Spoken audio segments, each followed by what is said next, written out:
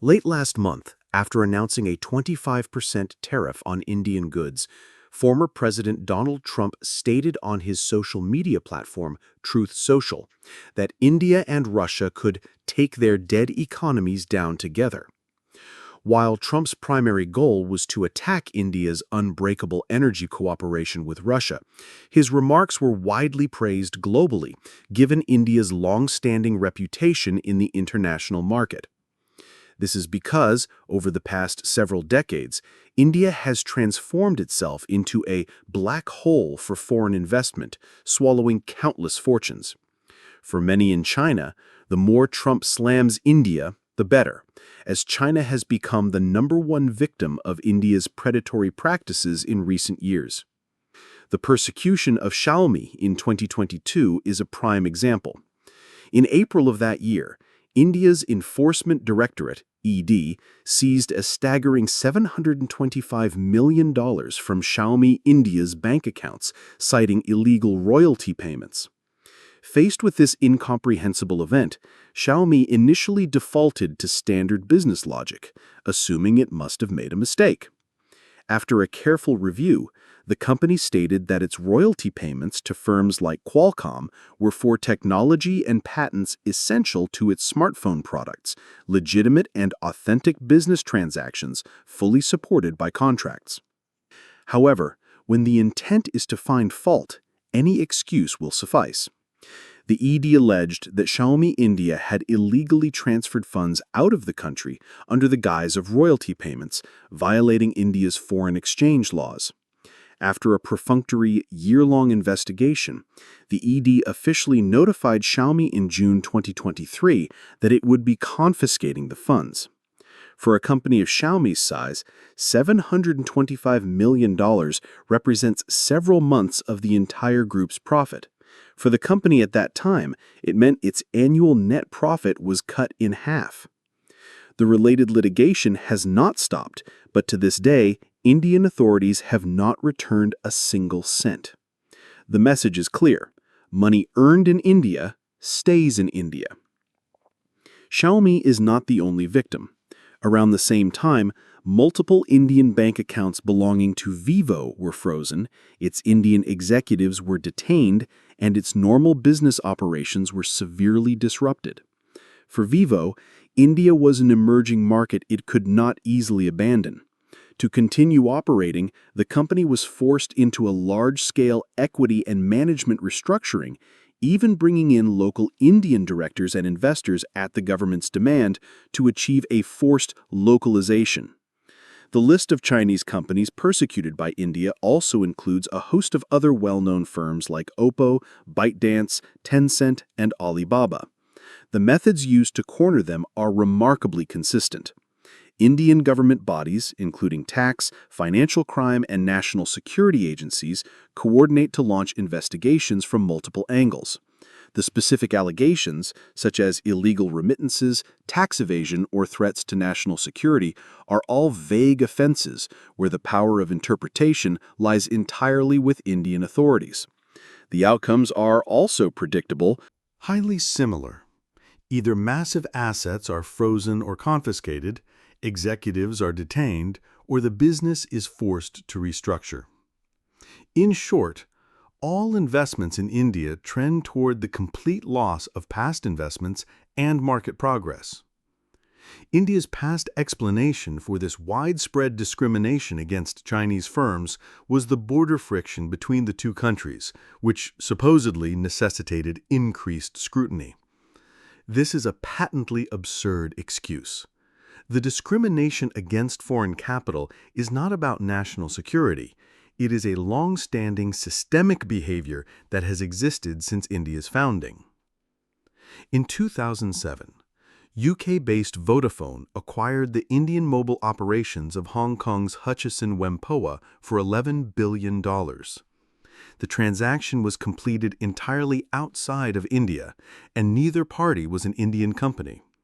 To everyone's surprise, India's tax department learned of the deal and, claiming it involved the transfer of control of Indian assets, pursued Vodafone for $2.2 billion in capital gains tax.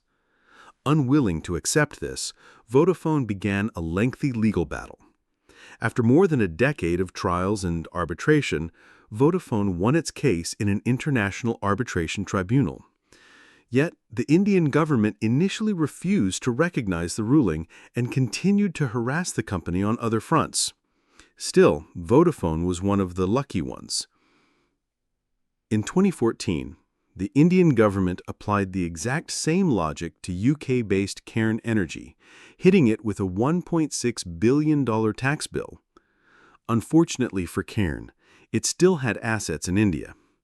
After issuing the fine, Indian authorities froze and sold Cairn's remaining shares in its former Indian subsidiary and confiscated dividends owed to the company, a sum totaling over $1 billion.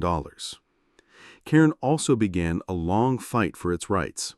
It wasn't until 2021, under immense international pressure, that India agreed to refund the principal. As for the interest that money generated, Cairn never saw a dime. Beyond these cases, other companies like Finland's Nokia and Germany's DTW have also been targeted by India this century, suffering huge losses.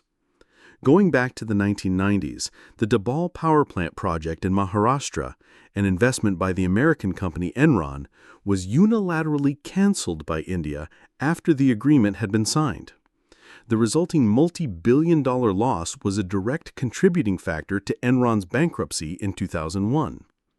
Even earlier, in 1973, the Indian government enacted the Draconian Foreign Exchange Regulation Act, FIRA, which explicitly targeted foreign investment. It required foreign companies to transfer majority ownership to Indian entities, dilute their equity in Indian subsidiaries to below 40%, and hand over key trade secrets to the Indian government. This infamously led to the demand that Coca-Cola surrender its secret concentrate formula, an event that caused both Coca-Cola and IBM to abandon the Indian market entirely for the next 20 years, writing off their massive initial investments. In conclusion, fleecing foreign investors has become a part of India's national character. From forced localization in its early years to later contract violations and, more recently, retroactive tax laws, India's methods have changed, but its arbitrary style and fundamental logic of completely harvesting foreign capital have not. For any developing nation, foreign investment is a critical engine for economic growth. Many leaders of smaller countries will go to great lengths to attract it. Why, then, is India not only incredibly arrogant toward foreign capital, but also quick to slaughter it? Because when it comes to foreign investment, India is fishing. Ironically, the key factor enabling India's successful fishing expedition is China's own colossal success. China's post-reform boom created a global belief that a massive population plus rapid development equals endless opportunity. After China moved past its initial growth phase, nearly all global capital began to view India as the next China. With 1.4 billion people and a rapidly expanding market, India represents the future for any multinational corporation with global ambitions. Even if India doesn't grow as fast as China, the sheer scale of 1.4 billion people promises astonishing profits. India isn't passive in attracting investment. As the world eyed its market, India actively baited the hook. It rolled out attractive policies, called for global companies to build factories, and promised to provide support. Believing the pitch, multinational corporations poured in resources, bringing capital, technology, and management expertise. They created countless jobs, satisfied domestic consumer demand, and activated entire supply chains. Although the company's motive was profit, their core interests did not conflict with those of the Indian government. However, the Indian government is not a monolith. Officials in tax, customs, and law enforcement are armed with vague legal statutes and enormous discretionary power. When they're short on cash, they can find 1,000 reasons to extort these multinational firms. The central government, far from reining in these quasi-independent departments, often glorifies their actions as patriotic triumphs to win votes. So whenever a company takes the bait, it is inevitably gutted by the Indian government. After the victim is carved up, a large market vacuum is created, which in turn attracts more multinational companies to get hooked. While India's dark history has scared off many firms, its massive population and consumer market still lead many investors to see it as an opportunity, not a risk. After all, high-risk ventures always attract players, while no one wants to get into a business that's guaranteed to lose money.